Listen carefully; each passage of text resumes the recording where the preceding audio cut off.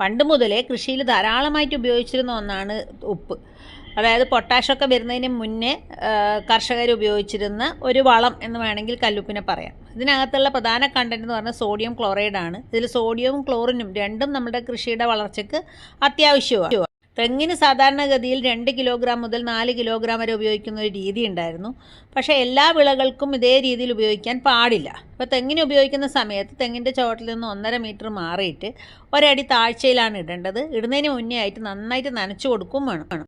വരൾച്ചയെ ചെറുക്കാനും ഉൽപ്പാദനം കൂട്ടാനും തെങ്ങ്, മാവ്, പ്ലാവ് തുടങ്ങിയ വിളകൾക്ക് ഉപ്പ് ഉപയോഗിക്കാം.